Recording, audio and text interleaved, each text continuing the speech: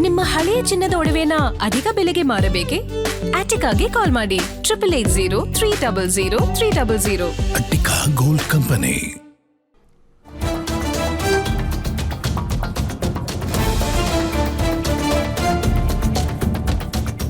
ರಾಮಲಿಂಗಾರೆಡ್ಡಿ ಅವರು ರಾಜೀನಾಮೆ ನೀಡಿದ ನಂತರದಲ್ಲಿ ಡಿಕೆ ಶಿವಕುಮಾರ್ ಅವರು ಫಸ್ಟ್ ರಿಯಾಕ್ಷನ್ ಅವರು ಕೊಟ್ಟಿದ್ದಾರೆ.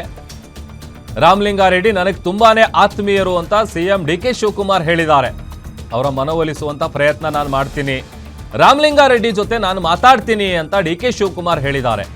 ಅವ್ರು ಬಹಳ ಆತ್ಮೀಯರು ನನಗೆ, ಶೀಘ್ರವೇ ಈ ಗೊಂದಲ ನಿವಾರಣೆ ಮಾಡ್ತೀವಿ ಅಂತ ವಿಶ್ವಾಸ ವ್ಯಕ್ತಪಡಿಸಿದ್ದಾರೆ ಸಿಎಂ ಡಿಕೆ ಶಿವಕುಮಾರ್ ಅವರು.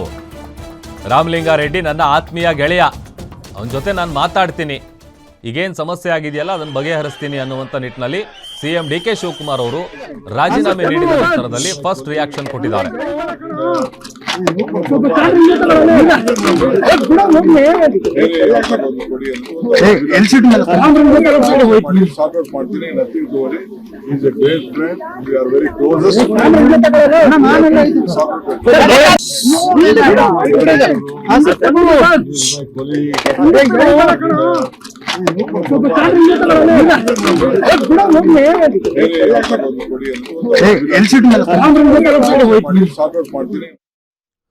ಮತ್ತಷ್ಟು ಡೀಟೇಲ್ಸ್ ಕೊಡ್ತಾರೆ ನಮ್ಮ political bureau head Maruti Pavagowda, news desk ಇಂದ ಲೈವ್ ಜಾಯ್ನ್ ಆಗ್ತಿದ್ದಾರೆ. ಮಾರುತಿ, ಸರ್ಕಾರ ರಚನೆಯಾಗಿ 2 ದಿನದಲ್ಲಿ ಈ ರೀತಿ ಆಗತ್ತೆ ಅಂತೇಳಿ ಬಹುಶಃ ಯಾರು ಕೂಡ ನಿರೀಕ್ಷೆ ಮಾಡಿರಲಿಲ್ಲ.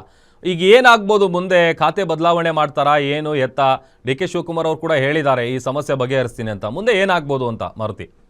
ಇಲ್ಲ, ನಿನ್ನೆ ಇಡೀ ದಿನ ಮುಖ್ಯಮಂತ್ರಿ ಡಿ ಕೆ ಶಿವಕುಮಾರ್ ಅವರು ರಾಮಲಿಂಗಾರೆಡ್ಡಿ ಅವರನ್ನು ಮನವೊಲಿಸುವಂಥ ಒಂದು ಕಸರತ್ತನ್ನು ಮಾಡಿದ್ರು. ನಿನ್ನೆ ವಿಧಾನಸೌಧಕ್ಕೆ ಬಂದಾಗಲೂ ಕೂಡ ಪ್ರತ್ಯೇಕವಾಗಿ ಕೊಠಡಿಗೆ ಅವರನ್ನು ಮತ್ತು ಕೃಷ್ಣ ಬೈರೇಗೌಡರನ್ನ ಇಬ್ಬರನ್ನ ಕರ್ಕೊಂಡೋಗಿ ಮಾತುಕತೆ ಆಡಿದ್ರು. ಯಾಕಂತ ಹೇಳಿದ್ರೆ ಕೃಷ್ಣ ಬೈರೇಗೌಡರಿಗೇನು ಬೆಂಗಳೂರು ಅಭಿವೃದ್ಧಿ ಖಾತೆ ಬೇಕು ಅಂತಲೇ ಪಟ್ಟಿಡ್ದಿಲ್ಲ. ಅದೇ ರೀತಿ ರಾಮಲಿಂಗಾರೆಡ್ಡಿ ಅವರು ಜಲಸಂಪನ್ಮೂಲ ನನ್ನ ಖಾತೆ ಬೇಡವೇ ಬೇಡ, ನನಗೆ ಕೊಡೋದಾದರೆ ನೀವು ಬೆಂಗಳೂರು ಅಭಿವೃದ್ಧಿ ಖಾತೆನೇ ಕೊಡಬೇಕು ಅನ್ನುವಂಥ ಒಂದು ಪಟ್ಟನ್ನು ಹಿಡಿದಿರುವಂಥದ್ದು. ಮತ್ತೊಂದು, ಕೃಷ್ಣ ಬೈರೇಗೌಡರು ನನಗೆ ಕೊಡೋದಾದರೆ ಕಂದಾಯ ಇಲಾಖೆಯನ್ನು ಕೊಡಿ, ಹಿಂದೆ ನಾನು ನಿಭಾಯಿಸಿದಂತಹ ಇಲಾಖೆಯನ್ನೇ ಕೊಡಿ ಅನ್ನುವಂಥ ಒಂದು ಒತ್ತಾಯವನ್ನು ಅವರು ಕೂಡ ಮಾಡ್ತಾಯಿದ್ದಾರೆ.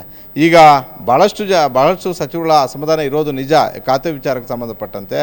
ಆದರೆ ಅದನ್ನು ಬಹಿರಂಗವಾಗಿ ಹೇಳ್ಕೊಳ್ತಾ ಇರುವಂಥದ್ದು, ಬಹಿರಂಗವಾಗಿ ರಾಜೀನಾಮೆವರೆಗೂ ಬಂದಿರುವಂಥದ್ದು ಹಿರಿಯ ಶಾಸಕ ಸಚಿವರಾದಂತಹ ರಾಮಲಿಂಗಾರೆಡ್ಡಿ ಅವರು ಇವತ್ತು ಅಧಿಕೃತವಾಗಿ ರಾಜೀನಾಮೆ ಪತ್ರವನ್ನು ಕೂಡ ತಮ್ಮ ಕೈಯಲ್ಲಿ ಇಟ್ಕೊಂಡು ನಾನು ರಾಜೀನಾಮೆಯನ್ನು ಸಲ್ಲಿಸ್ತಾ ಇದ್ದೀನಿ ಅನ್ನುವಂಥದ್ದನ್ನು ಸುದ್ದಿಗೋಷ್ಠಿಯಲ್ಲಿ ಹೇಳಿದ್ದಾರೆ. ನಾನು ಆತ್ಮಸಾಕ್ಷಿಗೆ ವಿರುದ್ಧವಾಗಿ ಕೆಲಸ ಮಾಡೋದಿಲ್ಲ ಅಂತ.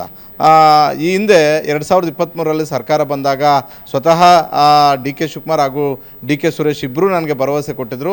ಆ ಭರವಸೆಯಂತೆ ಇವತ್ತು ನನಗೆ ಬೆಂಗಳೂರು ಅಭಿವೃದ್ಧಿ ಖಾತೆಯನ್ನು ಕೊಡಲಿ ನಾನು ಹಿಂದೇನೂ ಕೂಡ ಕೇಳಿರಲಿಲ್ಲ, ಆದರೆ ಅವರೇ ನನಗೆ ಆ ಭರವಸೆ ಕೊಟ್ಟಿದ್ದು. ಹೀಗಾಗಿ ನನಗೆ ಅವತ್ತು ಏನು ಭರವಸೆ ಕೊಟ್ಟಿದ್ರು ಆ ಭರವಸೆಯನ್ನು ಈಡೇರಿಸಲಿ, ಇಲ್ಲ ಅಂತ ಹೇಳಿದ್ರೆ ನಾನು ಕೇವಲ ಶಾಸಕ ಮತ್ತು ಕಾರ್ಯಕರ್ತನಾಗೆ ಮುಂದುವರಿತೀನಿ ಅಂತ.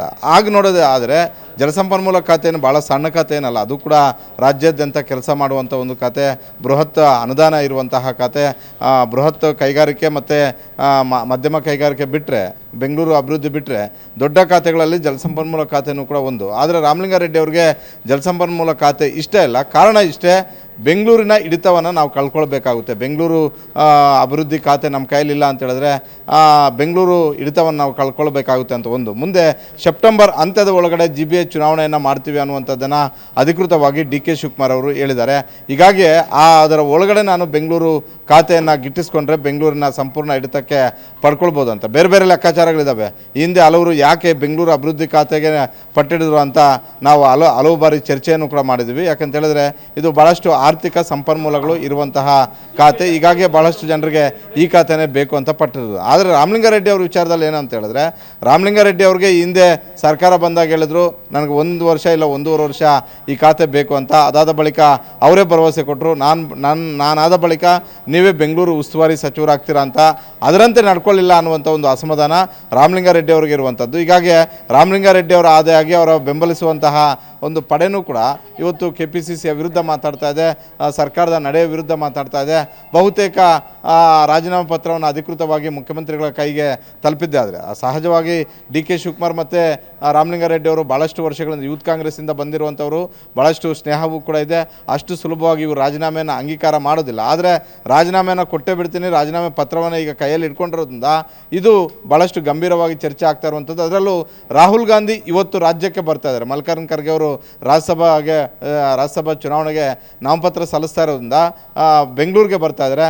ಇಂಥ ಸಂದರ್ಭದಲ್ಲಿ ರಾಜ್ಯದಲ್ಲಿ ಈ ರೀತಿಯಾದಂಥ ಒಂದು ರಾಜಕೀಯ ಅಲ್ಲೋಲ ಕಲ್ಲೋಲ ಆಗ್ತಾ ಇರುವಂಥದ್ದು ಸಹಜವಾಗಿ ಪಕ್ಷಕ್ಕೆ ಭಾಳಷ್ಟು ಡ್ಯಾಮೇಜು ಮತ್ತು ಮುಜುಗರ. ಈ ಮುಜುಗರವನ್ನು ಮುಖ್ಯಮಂತ್ರಿ ಡಿ ಕೆ ಶಿವಕುಮಾರ್ ಅವರು ಯಾವ ರೀತಿಯಾಗಿ ತಪ್ಪಿಸ್ತಾರೆ ಅನ್ನುವಂಥದ್ದನ್ನು ಕಾದು ನೋಡಬೇಕಾಗಿದೆ. ಸಹಜವಾಗಿ ಕಾಂಗ್ರೆಸ್ನ ಈ ಬೆಳವಣಿಗೆ BJP ಮತ್ತು JDSಗೆ ದೊಡ್ಡ ಅಸ್ತ್ರ ಆಗಿರೋದು ನಿಜ. ಈಗಾಗಲೇ ಆರ್ ಅಶೋಕ್ ಅವರು ಮಾತಾಡಿದ್ದಾರೆ, ವಿಜೇಂದ್ರ ಅವರು ಮಾತಾಡಿದ್ದಾರೆ, ರಾಜ್ಯದಲ್ಲಿ ಇನ್ನು ವಿಕೆಟ್ ಮೇಲೆ ವಿಕೆಟ್ ಬೀಳ್ತಾ ಇರ್ತವೆ ಅಂತ. ಹೀಗಾಗಿ 2 ದಿನಗಳಲ್ಲಿ ಪ್ರಮಾಣ ವಚನ ಸ್ವೀಕಾರ ಮಾಡಿದಂತಹ 2 ದಿನದಲ್ಲಿ ರಾಜ್ಯ ಕಾಂಗ್ರೆಸ್ನ ಈ ಬೆಳವಣಿಗೆ ಸರ್ಕಾರಕ್ಕೆ ದೊಡ್ಡ ಮುಜುಗರ, ಪಕ್ಷಕ್ಕೂ ಕೂಡ ದೊಡ್ಡ ಮುಜುಗರ.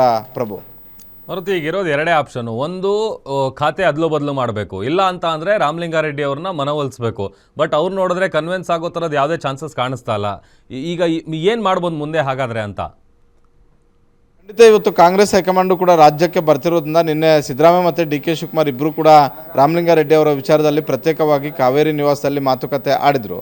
ಆದರೆ ಅವರ ಮಾತುಕತೆಗೂ ಕೂಡ ರಾಮಲಿಂಗಾರೆಡ್ಡಿ ಅವರು ಒಪ್ಪಿಲ್ಲ. ಈಗ ರಾಮಲಿಂಗಾರೆಡ್ಡಿ ಅವರ ಬೇಡಿಕೆ ಒಂದೇ, ನನಗೆ ಬೇರೆ ಯಾವುದೂ ಖಾತೆ ಬೇಡ, ಬೆಂಗಳೂರು ಅಭಿವೃದ್ಧಿ ಖಾತೆನೇ ಬೇಕು ಅಂತ. ಬೆಂಗಳೂರು ಅಭಿವೃದ್ಧಿ ಖಾತೆ ಕೊಟ್ಟರೆ ನಾನು ನಿಭಾಯಿಸ್ತೀನಿ, ಇಲ್ಲ ಅಂತ ಹೇಳಿದ್ರೆ ನಾನು ಶಾಸಕನಾಗಿ ಮುಂದುವರಿತೀನಿ ಅಂತ. ಈಗ ರಾಮಲಿಂಗಾರೆಡ್ಡಿ ಅವ್ರನ್ನ ಮನವೊಲಿಸಬೇಕು ಅಂತ ಹೇಳಿದ್ರೆ ಸಹಜವಾಗಿ ಖಾತೆ ಬದಲಾವಣೆ ಮಾಡುವಂತಹ ಅನಿವಾರ್ಯ ಪರಿಸ್ಥಿತಿಯಲ್ಲಿ ರಾಜ್ಯ ಕಾಂಗ್ರೆಸ್ ನಾಯಕರಿದ್ದಾರೆ. ಮುಖ್ಯಮಂತ್ರಿ ಡಿ ಕೆ ಶಿವಕುಮಾರ್ ಅವರಿದ್ದಾರೆ. ಡಿ ಕೆ ಶಿವಕುಮಾರ್ ಅವರು ಇದನ್ನು ಎಷ್ಟು ಸಲೀಸಾಗಿ ಈ ಸಮಸ್ಯೆನ ಬಗೆಹರಿಸ್ತಾರೆ ಅಂತ ಕಾದು ನೋಡಬೇಕಾಗಿದೆ. ಈಗಂತೂ ಡ್ಯಾಮೇಜ್ ಅಂತೂ ಆಗೋಗಿದೆ, ಬೆಳಗ್ಗೆಯಿಂದಲೂ ಕೂಡ ದೊಡ್ಡ ಡ್ಯಾಮೇಜ್ ಆಗೋಗಿದೆ. ರಾಜೀನಾಮೆ ಪತ್ರ ಯಾವಾಗ ಮಾಧ್ಯಮಗಳಿಗೆ ಸಿಕ್ಕಿ ದೊಡ್ಡ ಸುದ್ದಿ ಆಯಿತು, ಸಹಜವಾಗಿ ಇದು ಕಾಂಗ್ರೆಸ್ಗೆ ಡ್ಯಾಮೇಜ್ ಆಗಿರೋದು ನಿಜ. ಹೀಗಾಗಿ ಇವತ್ತು ಮಲ್ಲಿಕಾರ್ಜುನ ಖರ್ಗೆ ಅವರು ಬೆಂಗಳೂರಲ್ಲಿದ್ದಾರೆ, ಸುರ್ಜೇವಾಲಾ ಇದ್ದಾರೆ, ವೇಣುಗೋಪಾಲ್ ಅವರು ಕೂಡ ಬರ್ತಾ ಇದ್ದಾರೆ, ಸಿದ್ದರಾಮಯ್ಯ ಅವರು ಇದ್ದಾರೆ. ಎಲ್ಲರೂ ಒಟ್ಟಾಗಿ ಕೂತ್ಕೊಂಡು ಬಹುತೇಕ ಈ ಖಾತೆ ಅದಲು ಬದಲು ಆಗಿದ್ದೆ ಆದರೆ ಈ ಸಮಸ್ಯೆ ಬಗೆಹರಿಬೋದು. ಇಲ್ಲ ಅಂತ ಹೇಳಿದ್ರೆ ರಾಮಲಿಂಗಾರೆಡ್ಡಿ ಅವರು ಈಗ ಇಟ್ಟಿರುವಂತಹ ಹೆಜ್ಜೆಯಿಂದ ಹಿಂದೆ ಸರಿಯೋ ಲಕ್ಷಣಗಳಂತೂ ಸದ್ಯಕ್ಕೆ ಕಾಣಿಸ್ತಾ ಇಲ್ಲ. ಯಾಕಂತ ಹೇಳಿದ್ರೆ ಈಗಾಗಲೇ ರಾಮಲಿಂಗಾರೆಡ್ಡಿ ಅವರ ಜೊತೆ ಹಲವು ಸುತ್ತಿನ ಮಾತುಕತೆ ಆದ ಬಳಿಕವೂ ಕೂಡ ಈ ನಿರ್ಧಾರ ತೆಗೆದುಕೊಂಡಿರೋದ್ರಿಂದ ಈಗ ಬೇರೆ ಖಾತೆ ಕೊಡ್ತೀವಿ ಅಂತ ಹೇಳಿದ್ರು ಕೂಡ ಒಪ್ಕೊಳ್ಳೋದಿಲ್ಲ. ಬೆಂಗಳೂರು ಅಭಿವೃದ್ಧಿ ಖಾತೆನೇ ಬೇಕು ಅಂತ ಪಟ್ಟಿಡಿದ್ದಾರೆ. ಹೀಗಾಗಿ ಇವತ್ತಿನ ಮಾತುಕತೆಯಲ್ಲಿ ಅದು ವಿಫಲ ಆದರೆ ಬಹುತೇಕ ರಾಮಲಿಂಗಾರೆಡ್ಡಿ ಅವರು ರಾಜೀನಾಮೆ ಖಚಿತ ಆಗಬಹುದು. ಇಲ್ಲ ಅಂತ ಹೇಳಿದ್ರೆ ಬೇರೆ ರೀತಿಯಾಗಿ ರಾಹುಲ್ ಗಾಂಧಿ ಅವರ ಕೈಯಿಂದಲೇ ರಾಹುಲ್ ಗಾಂಧಿ ಅವರಿಂದಲೇ ಮಾತಾಡಿಸಿದ್ದೆ ಆದರೆ ಸಮಾಧಾನ ಆದರೂ ಕೂಡ ಆಶ್ಚರ್ಯ ಇಲ್ಲ. ಈ ಸದ್ಯದ ಪರಿಸ್ಥಿತಿಯಲ್ಲಿ ರಾಮಲಿಂಗಾರೆಡ್ಡಿ ಅವರು ಡಿ ಕೆ ಶಿವಕುಮಾರ್, ಸಿದ್ದರಾಮಯ್ಯ, ಸುರ್ಜೇವಾಲಾ, ವೇಣುಗೋಪಾಲ್ ಅವರು ಹೇಳಿದ್ರೆ ಕೇಳುವಂಥ ಒಂದು ಪರಿಸ್ಥಿತಿಯಲ್ಲಿಲ್ಲ. ಬಹುತೇಕ ಕಾಂಗ್ರೆಸ್ ಹೈಕಮಾಂಡ್ ಪರಮೋಚ್ಚ ನಾಯಕರೇ ಮಾತಾಡಿದ್ರೆ ಕೇಳಬಹುದೇನೋ ಗೊತ್ತಿಲ್ಲ. ಅದರೊಳಗಡೆ ಹೋಗಲಿ ಕೃಷ್ಣ ಬೈರೇಗೌಡರಿಗೂ ಕಂದಾಯ ಬಿಟ್ಟರೆ ಬೆಂಗಳೂರು ಅಭಿವೃದ್ಧಿ ಖಾತೆ ಬೇಡ ಅಂತಿರೋದ್ರಿಂದ ಬಹುತೇಕ ಒಂದು ವೇಳೆ ಅದಲು ಬದಲು ಆಗಿದೆ ಆದರೆ ಈ ಸಮಸ್ಯೆ ಬಗೆಹರಿಬೋದು. ಪ್ರಭು ಓಕೆ, ಥ್ಯಾಂಕ್ ಯು ಮಾರುತಿ ನಿಮ್ಮೆಲ್ಲ ಡೀಟೇಲ್ಸ್ಗಾಗಿ.